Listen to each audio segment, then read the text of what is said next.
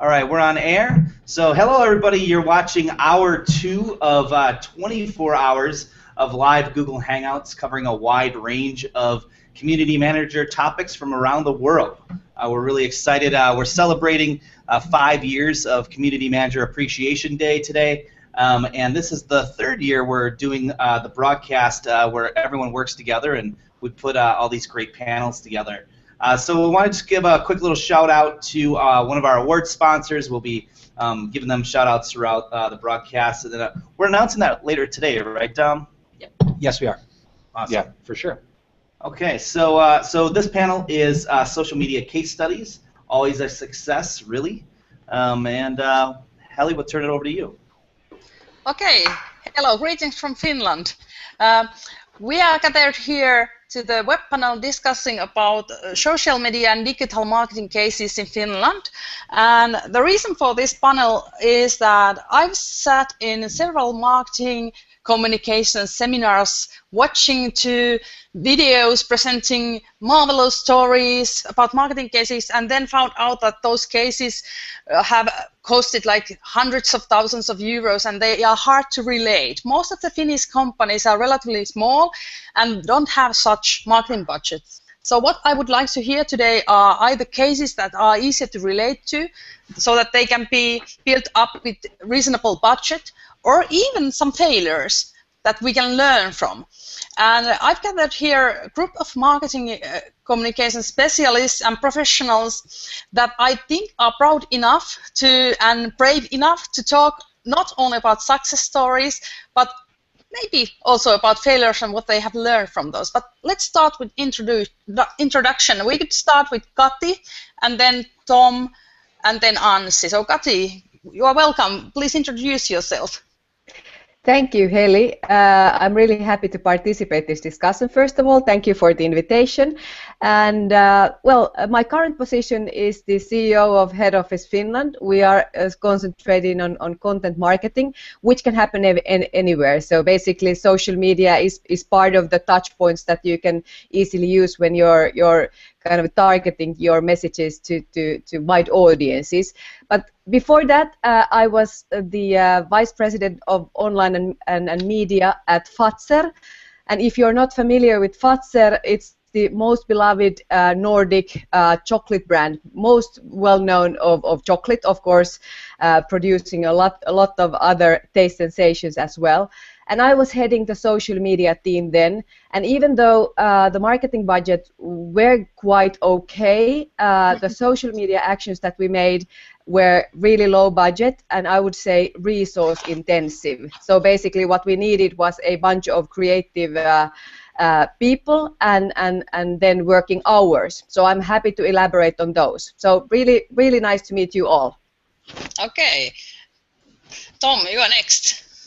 Yeah, hi, I'm Tom Norvara, and I'm here representing probably like most foremost my band and my sort of a music startup company, Matchcraft, and we're sort of our most important, I think, media is the social media, since we're sort of a DIY type of thing, and we do mostly everything ourselves, and we don't have a big budget, so that's where social media comes into play. And I've also worked with Fujitsu Finland and helped them out with some social media stuff. That's not my main sort of responsibility, but I've seen the business-to-business side as well, and it's quite different from what we do, engaging sort of end users directly. Okay, thank you. Yeah. And then Anssi. Yeah, hello from me as well. My name is Anssi Huisman, and I'm in charge of PR and communication activities for Alexandria Group, which is a money management company, one of the biggest in Finland right now. And I think my story is a bit different. I started my career as a sort of a social media evangelist. That's the angle that I came into the industry. But as the years grew by, I had to get more responsibilities to myself. The focus on social media has dropped, and sort of maybe the thing that I can bring to this panel to from a former social media evangelist to a current sort of a realistic view on the communications as a whole. Okay. One of the panelists that was aimed to come is Jonas, and Jonas sent me just email asking to send an invitation to his email again, but I'll send it while I first state the first question for you. But I have to introduce myself as well. I'm Heli Dermapen. I'm a communications manager of Alkol Group. And Alkol is a Finnish family-owned company, but working in 10 countries, business-to-business sector. And as I'm responsible of communications and marketing, I sometimes struggle with the thing that I'm really interested in social media as a person, but sometimes I can't find the best ways to use it in my work life. So this is the reason why I started this panel. One thing I would like to start with such issue that do you feel, or at least I have felt some pressure sometimes when meeting other marketing and communications people that it feels like we should be on every channel, make YouTube videos, be on Twitter, be on Facebook. And now I'm talking about business, not only this entertainment business where Tom is at, but this business-to-business sector especially.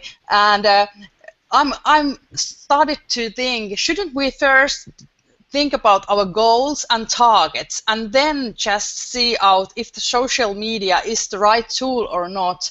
And I'm interested to hear if you have worked with operations where you have found out, or you have first been really interested in social media, but then found out that maybe other channels would work better, or it has become something different than you first planned. And I state this question first to Anssi, because he said that he has been a social media evangelist when he studied and made one of the first studies in Finland, but then when he started real work, something changed. So Anssi, could you tell a bit more about that? Yeah, of course. Of course, related to the question, of course, there's pressure. As professionals, we be the top edge. You need to know everything that's happening in the industry, and social media platforms, they're changing fast. There's new ones coming in, other ones falling out. It's a really fast-paced sort of surroundings, and you would need to be aware of what's happening and what works the best at each time. But I have to understand while in the business that we do, or the brand that I work with, is a bit difficult to act in social media. Finnish people in general don't really like to talk about money, don't like to talk about their finances, even within families or such. So they're not that eager to talk about them online. So that makes it sort of a bit difficult starting point to sort of create communities and such. And the other thing is content. We started ago when social media wasn't really adapted that well. For example, in financial industry, we didn't really think about content or think about what we should do. It was most sort of the target was to be first and to be doing this because the company didn't. So sort of the idea or the perception of social media has evolved in these few years quite a lot. So nowadays I'm more struggling that I don't have a good enough content, or I don't have the resources to produce good enough content, so that I do social media. Okay, so Kati is one of the content specialists here, I think. Do you have some comment for Anssi? Yes, happy to comment on that one. I fully agree with you, Anssi. First of all, it's about content, and that is why I'm so happy about my current job, because the focus is on the business targets and the content, and then social media is just a vehicle to deliver the message in a way. And when it comes to Heli's comment, when you kind of introduced a question, was that should we have the targets and the objectives in a way before we start? I would say yes and no, because yes, when you're kind of planning to have a bigger operations, of course you need to have a clear target to your whatever activities, including social media. And then when it comes to no, I would say that we are doing as companies so many other PR actions as well that are not measurable. So why not use people as a vehicle to build the reputation? Because even though you're in a B2B business, it's human to human. We're basically communicating the business language from human to human, and if they are fluently using social networks to kind of enable that discussion and dialogue, why not to do that without huge big objectives that have been workshops for half a year? I don't believe in that type of thing. With people, you mean your co-workers or the customers, or what do you mean? I actually mean all of them, because co-workers, of course, that's about building the network within your company. But then, of course, when you're talking about business objectives and doing B2B business, it's about your clients, it's about your different stakeholders that are important to your business anyways. And if they are actively in social networks, why wouldn't you be? Okay. Tom, you have successfully built a society around your band, but then when the subject changes and it comes to business, what are the main differences? Have you noticed some problems? Well, I think one of the main differences is that when you're dealing with sort of a huge, you're trying to like reach a huge mass of people, like with our band, we're just trying to reach as many people as possible, and anyone is like sort of a prospect customer for us. Like anyone who enjoys our music can listen to us and can be a fan and can follow us and can be a part of the community. But when it comes to business, it's not about the quantity, it's about the quality of the customer. Mm. And even one person can bring huge incomes, and it's usually the one person who makes the decisions that you need to reach. So it's a different game, because you don't really need like tons and tons and thousands of followers necessarily. Of course, it's good for the brand building and stuff like that, but you really need to reach the right people and choose the right channels and right social media where your customers are, where the people are that you need to reach, like for your business. Could some of you tell some examples where you have had huge or expected huge success from a social media campaign, and then it has turned out to something different? Or another way around, you have started something small and then it has grown up so that you are surprised by that. Any examples of such campaigns? Oh, Kati wants to talk. Okay, go ahead. Well, basically, I think I have one of the examples that you were actually looking for when introducing the whole topic. For that reason, I'm of the brand when I'm explaining this. Launch a new product. It was social media, and of course we did other media actions as well. It was a 3 months campaign with a big budget, and what was the outcome was basically that we were able to launch the product, and we actually engaged with the people really well. So we got a time of approximately 5 minutes to spend with us with certain topics and games and whatnot, and discussing about the content that we created for the campaign. But the commercial success was not there. So basically the product itself wasn't selling. And that is exactly the case where we come back to the objectives. If the objective was to have a huge commercial success by selling the products, it was not a success. But if the objective was to engage with people, to get them remember us, get a better awareness for our brand, then it was a huge success. And it of course varied a lot inside of the company. When you were talking with the sales guys, they were kind of really disappointed with the campaign, and when you were talking with the marketing and communications people, they saw the other side of the coin as well, that hey, this is a platform that we can build on, and this was the first phase, and now we got the engagement, and now we can build on that. So I would say that it's really crucial to understand the goals from different perspectives and communicate them internally within a brand as well. Hey, I guess we got Jonas online now. Jonas, can you hear us? Maybe not yet.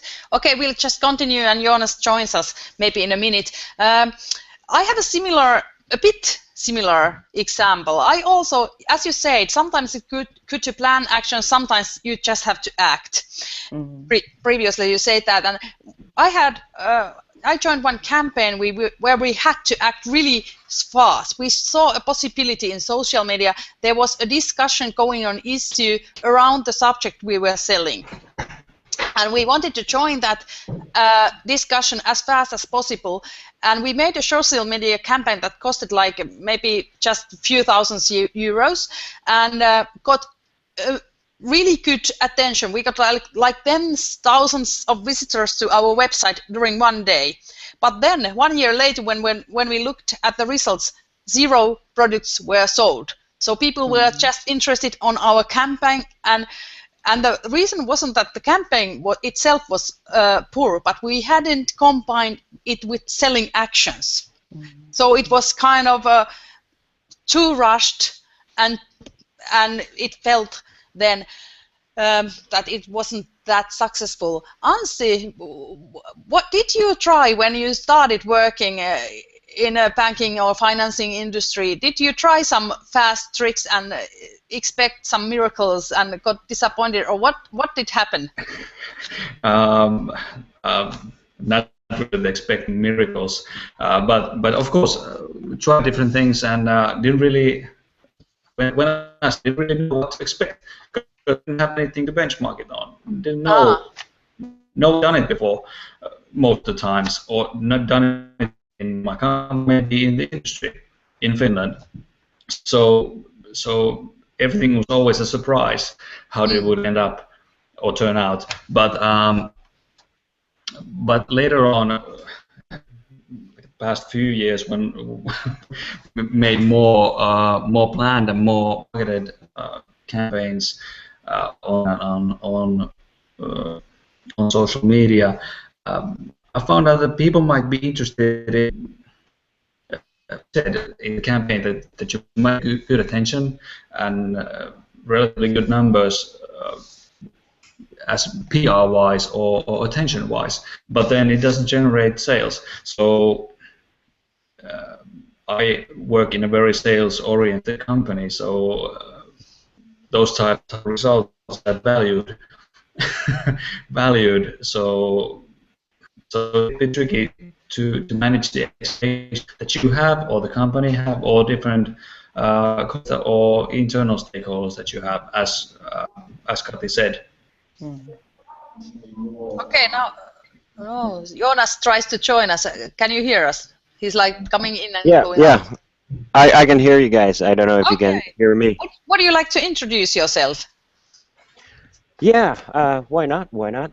So my name is Jonas Villanen. I come from a company called Dingle. We are Finland's largest social media and a social business company, offering a variety of services like consultation, strategy, content management, applications, and so forth. I do apologize for being late and coming in with the middle of the conversation. I hope I can contribute, but let's get this show on the road. Okay, okay. Tom, I have a special question for you. Um, you are in business-to-business organization, working for an organization that sometimes it might feel that it's hard to storyfy these business-to-business cases. Have you found some easy ways to make those stories work, or how do you find content from the area that is maybe technical or for some people boring even? Well, I think that one good thing is to work with your customers. I've known that we had some successes with creating content with like successful customer stories, or maybe with where we had some challenges and how we overcame them, and those are always a good thing. And that's when you can also you sort of get a synergy of the fact that you both the customer company and your company has sort of your own reach and your own community, and when you do sort of a collaboration and you know tell the story from like how you came together and how you overcame those difficulties, you can reach a bigger audience since you have the reach of the two companies. And I think that is one good way of creating content, is because there is the story of how you sort of overcame a problem. Good that you pointed this out, because I think that in Finland we have this culture of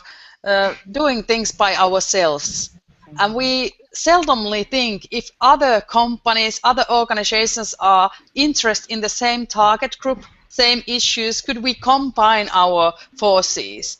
But every company, every organization is doing their own campaigns.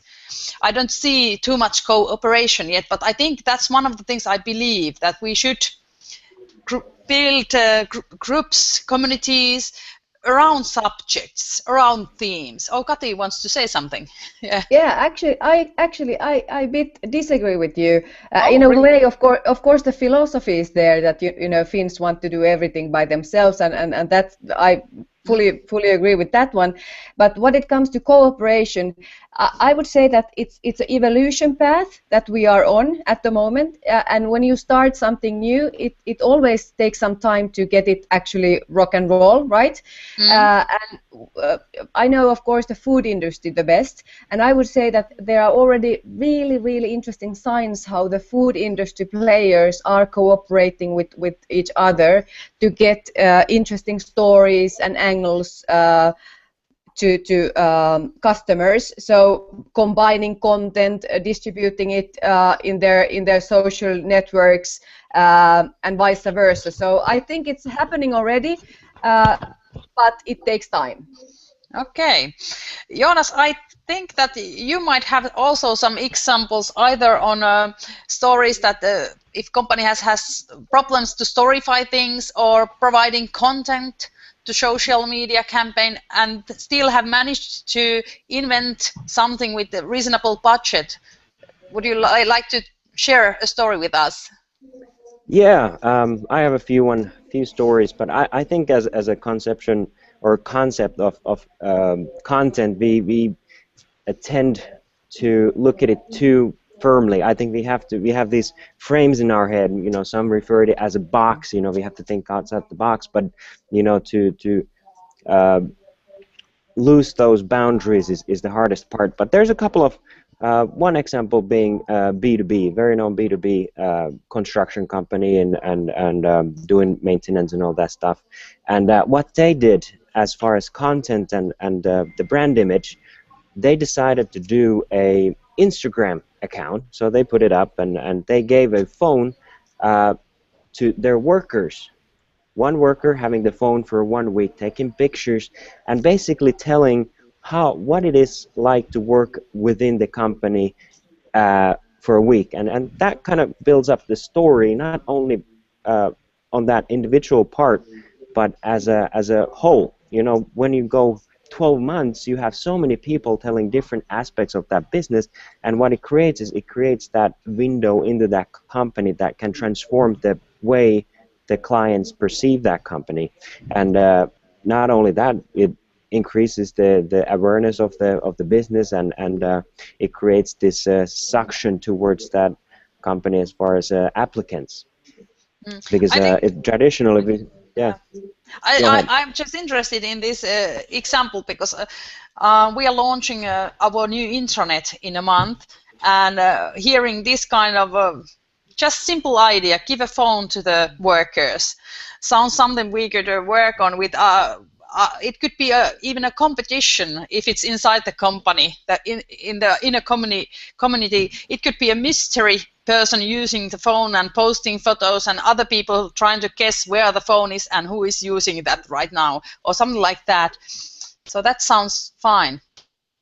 Well, absolutely. The gamification, yeah, the gamification is one way to engage and kind of take the employees or tie them together much more firmly than without. And I think the gamification as a concept is a great way to do it. You can see it on a lot of sites. That little tiny bar, LinkedIn does it in aspect of filling your profile. You have that little bar, you know, you try to fill to the all-star status, and that kind of just motivates you just that much more to put your information in, and oh, I'm just gonna fill this one and that one to get to there, and I think that would totally be okay with content. There's this työntekijälähettelys, it's like employee advocacy is a great way to do a competition that you award the ones who share and create, and you find ways to reward that kind of behavior. And okay, if you're not a content creator but you like to share content, that's also another aspect that you can reward, and you can do monthly or weekly games like who is it that creates more or shares more, or even surprises rewards. Yeah, so exactly, that you don't. Exactly. Yeah. Okay. Any other examples of? Okay, Tom, you. Yeah, I just have a comment on the rewarding factor. I think it's really important that with especially with a bigger company, that it's known by everyone that it is supported and it is rewarded that you share the message and share on social media and create content in the name of the company, and also that the guidelines are really clear, and the sort of the goals and everything and the whole culture concerning social media is really clear. Because I think especially with the older folks that like represent like a big part of the working people in Finland, I think it's kind of a new thing for them to sort of have like a person brand and like represent the company as themselves and sort of like bring out the message. So the gamification, I think, would be really good, because then it would be really clear which actions are rewarded and what is like supported and like what is not. So I think that is really important. That's also a very good point, because if I think people, I'm 41, and if I think about me or my parents' generation, many people seem to have a kind of, they think that they have some privacy in social media, or they are still protecting privacy, and then combining that to the fact that they have a pressure that they should work for the company in social media too. It's somehow hard to combine sometimes. So you have to make it clear for yourself, why are you doing, what are you doing, what are you not doing. You are kind of giving part of yourself to the company if you start to spread the message. So the content has to be such that you are really interested in it by yourself, and you know that your the people who are following you are interested in that as well. Otherwise, it's spamming, right? So Kati had also something in her mind. I just had a comment regarding the great example that was just described. I think one of the insights in that campaign is that you really need to understand that with whom you're working with. In this case, it was the staff, right? And pretty traditional staff, if I understand it correctly. So and then we had a quite clear objectives, and then having the insight of the let's say the network that we are working with, and what are the barriers to achieve the objective. In this case, it was basically that we maybe were thinking that they didn't know how to use the technology, right? So you made it really easy, just giving them the smartphone with no other capabilities than just sharing what you're doing, right? So I think it's kind of the classical marketing planning process that you have implemented in this way of thinking. So just want to emphasize that when working with social media, it's not rocket science. It's the basic principles that we can use, learning from traditional marketing as well. So we have objectives, we have the insight, we might have some barriers, and then we have the opportunities and how to elaborate on that one, right? Yeah. Jonas, do you want to comment that? Yes. Yes, I was just going to bring a little bit of psychology. Hofstede studied Finnish people, and we have very low tolerance of uncertainty, and that kind of reflects into the business. So when we talk about social media, like Kati said, there's so many moving parts, but they're not complicated. So as professionals, we have to make sure that when we offer clients something, that there's clear steps, and we explain them through the processes, and we are supporting them through that. Because Finnish people are just, I'm sorry, but we have this, low tolerance of new things, and the learning becomes, the learning of new things is a high obstacle for implementing such a things like social media. So I think as a professionals, we have to kind of acknowledge the fact that this might be a problem, and kind of guide them through and lead them through, and offer the support of Okay. implementation. I agree with you too. Anssi wants to comment. Well, yeah, when discussing these fees and all of it, it's within. We talked on the phone with Heli. It's within our own bubble. We sometimes forget it that work with these things every day, and these are very familiar with us. But when we need to know your target groups or your community where you try to implement these things, because they are used in the background material. Twitter as an example, 300,000 Twitter accounts in Finland, 4.8 million people without one. So when our everyday life revolves in these things, Google Hangouts and Twitters and Instagrams and such, we sometimes forget that there are so many that these things seem like rocket science. So we need to communicate them to the level that people actually can relate to them. Yeah. I sometimes test myself when I travel like 300 kilometers outside Helsinki and stand in a slush there. That slush is different than in Helsinki, And then I look around the people there, and I start guessing how many of these might be following my campaign on Twitter or wherever, and that makes me sometimes critical, or my priorities change. It's a good to do a reality check every once in a while. Exactly.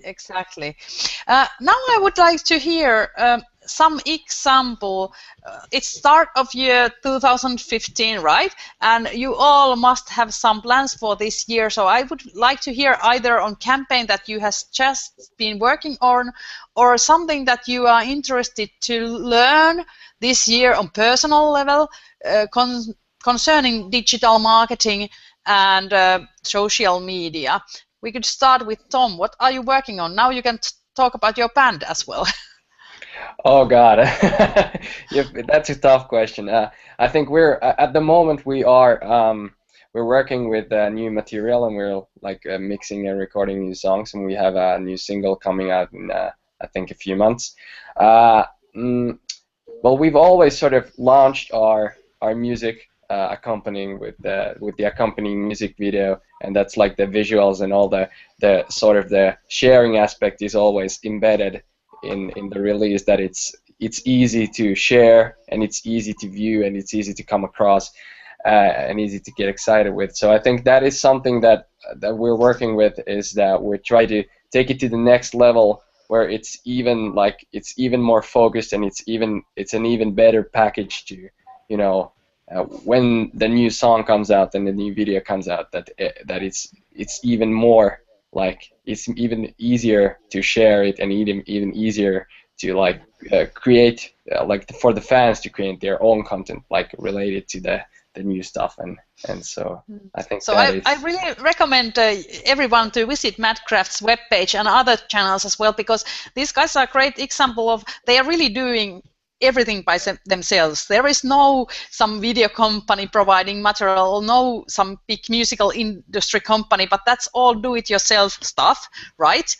And it's really, and for me, it's a way to keep on track and learn new things, because you are testing things quite fast, like video blocking and things like that. You have done that now for years, I guess. So for someone who is stuck, in a way, stuck in business and social or marketing bubble, it's fine to check examples from this kind of entertainment business where things come, new things come really fast, faster than we can then maybe use in our everyday life.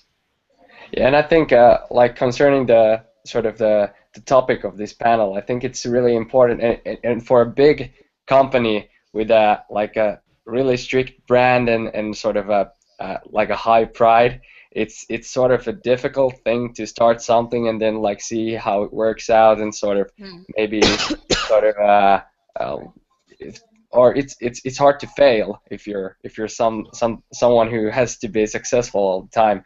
But with like, for us, we're a small band and we sort of do everything ourselves, so it's easy for us to sort of just throw something out there and see if it sticks, and then maybe see if we have to change something or try something else.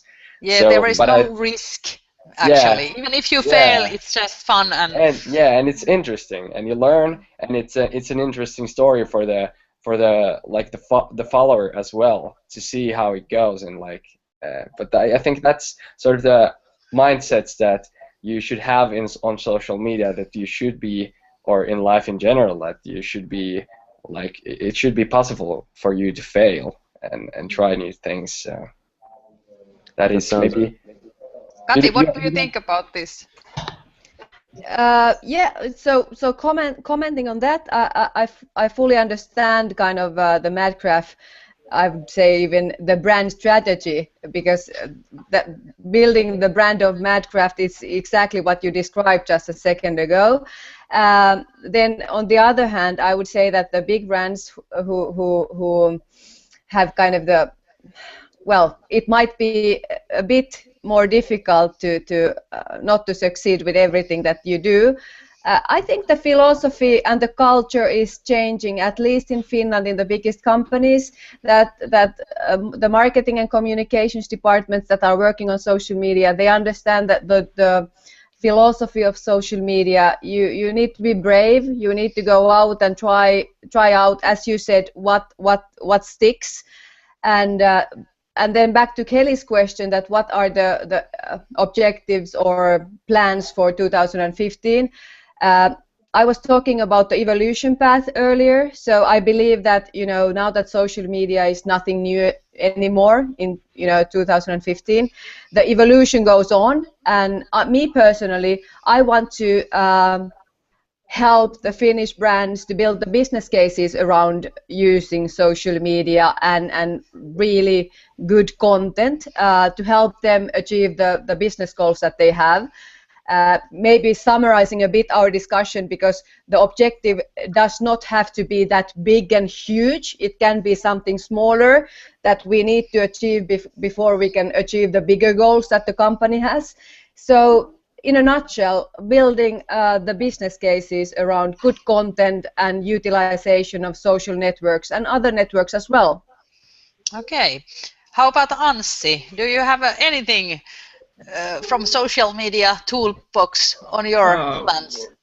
Yeah, I do. And a short comment on the aspect of bravery that was discussed earlier, and as Tom described his sort of brand strategy, that's might be the optimal surroundings to try social media and different type of things. For example, I have a league of lawyers and compliance officers watching my every move, so that's a sort of different setting to be implementing new things. But for this year, I'm a lot interested in the advocacy that was described by Jonas. I think there's a huge potential in that, and it's sort of a shift in the view to social media as maybe more promoting our staff's experiences and sort of thought leadership instead of branding the company or branding or pushing the brand. So that's something that we'll be working on this spring. Okay, and then Jonas, what are you working on with? Well, I have to agree with Anssi there. One of the big themes is being an influencer online, because we have such good outlets.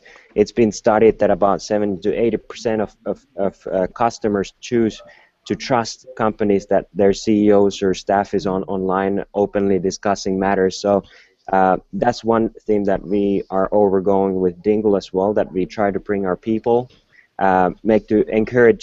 encourage them to be open about who they are and what their capabilities and where they stand with certain things. That's a big theme for us. So being an influencer and thought leader. A second thing, what we kind of working on is social media as a word is kind of describing just one part. We believe that the businesses are socializing in a way that we become more transparent. We have to react to the matter of that users don't use 9 to 5. You know, internet doesn't work 9 to 5, so we have to react and build infrastructure for companies to be able to react around the clock. So that's a big theme that we try to kind of create this sort of great infrastructure around businesses and how they operate and offer services that would include response services for around the office hours. And I like what Tom said about this trying things out, and I think there's a lean methodology. Sorry, my pronunciation, but that's kind of exactly it. Brent Cooper, who's a NYT best-selling author, said the best way to deal with uncertainty is to run an experiment. So we have a lot of new things going on at the moment, so why not go ahead and kind of try these experiments? And it doesn't mean that as a big company that we have to publish it right away. There's a lot of good examples, like Guy Kawasaki and Peg Fitzpatrick. They did a book. So what did they do? They make a first draft. They choose a small target group, put the book out there as a beta. They get valuable feedback from their customers and prospects. They iterate on the book. They fix what is missing. They do another round. And so forth, and why not businesses? Why can't we kind of take that ideology and start opening up, and even if it's a small section, but try a campaign and ask their feedback, and then when we feel confident that this will serve the purpose, we launch it big, you know, and there's legal documents or whatever if necessary for you know, campaigns to do these kind of test groups. And we have a case from Tolu. We did a little bit of that we ran a campaign that asked for cleaning advice for a lot of people, and we rewarded that behavior. And we got tons of feedback. You know, oh, I work with this liquid on my mats, and when there's red wine, and this works, and you know, I love this Tolu product and whatever. And we got hundreds and hundreds of answers on how to clean things. So we put it on the website. And now there's a search engine that if you have a problem, you search from Tolu's website of how to clean anything, and it gives you answers. And that's one thing also that will be big on this year, own media. So try to figure out strategies that you can bring your prospects and clients to your own media space. And that's kind of like a great campaign for that we give so much value out of the website that it's not just a presentation of our company, but there's tools and there's a search engine for exactly what our customers need. You know, they're using the products to clean, so why not give them a huge inventory of answers of how to actually use these products optimally to clean certain things. Okay. End of rant. That's a nice example. I'm kind of balancing here. I would love to be like really excited and try all these things. But on the other side, I'm feeling that some of the pain Anssi might have, because I worked 10 years for insurance company, and all the talk about being open and telling about things even if they are not in a stage to be online or something like that. It depends on the industry. I mean, for example, for the financing and insurance company, customers tend to be really open, and then they tell whatever, but the company can't really reply because you can't provide some personal information, health information in the same stage that the customer does online. Do you have any such cases that it's kind of I would say it's really difficult to handle those cases online, and how would you help us with these issues?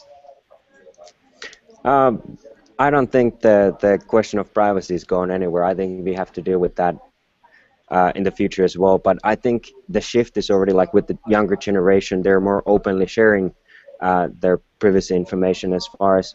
But you know, we can run campaigns and ask for participation, and as long as we're transparent of what being shared, I think they will give a permit to you know, in certain aspects to give that go ahead. You know what? And we have couple of campaigns that we just put, you know what, can we publish this and this and attack this box, and if not, then okay, we'll give you an answer, but it's gonna be in the database for the search engine to rank. But yeah, I don't know. It's a very difficult for insurance companies, for example. That's a tough industry.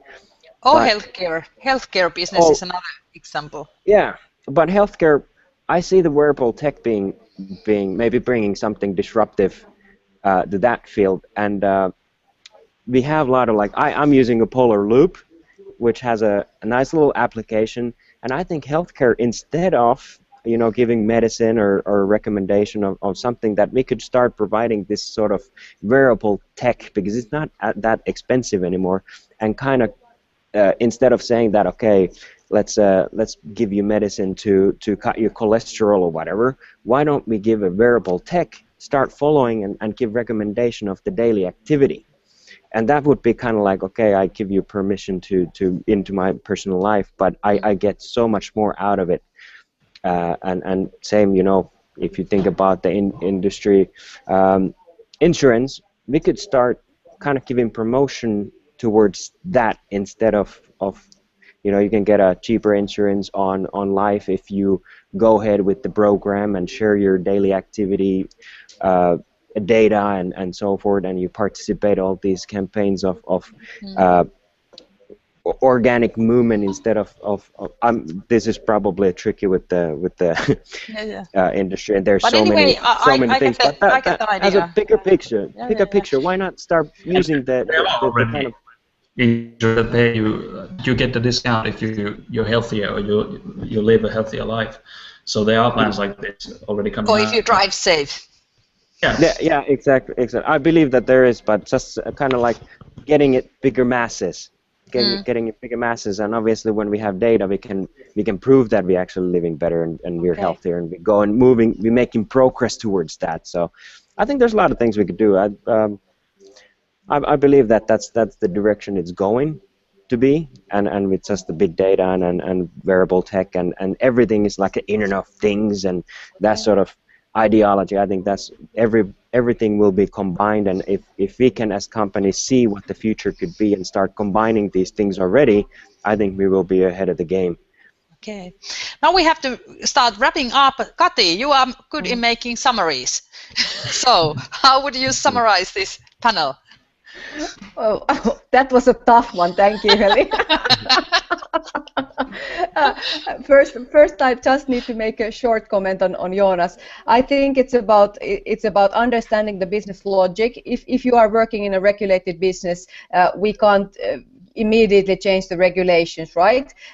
We need to tell the stories to customers that why we can't give you the you know, response on this minute, why we need to you know, take care of the data privacy and all that. And when it comes to data capabilities of companies and brands, it takes a lot of time. So if you want to be prepared for the future, please start it today, because the data capabilities will take a while to be in place. Right. Okay, the summary of panel. I try to do it. Yes, please. I think we things that we brought out was that this is human to human, although it might be business to business, and that we believe that things could be tested and tried out even fast, but planning is not bad thing if you have some goals to achieve. And then we were talking about that it's different on different sectors. What works on others might not work for you. You have to have the knowledge of the organization you are working with, and not just copying ideas as they are. And I think it's interesting time we are living now, because more and more people start to provide content, and we talk about quality and quality of the content as well. And let's see what happens. It would be nice to talk with you in 5 years and see how things change.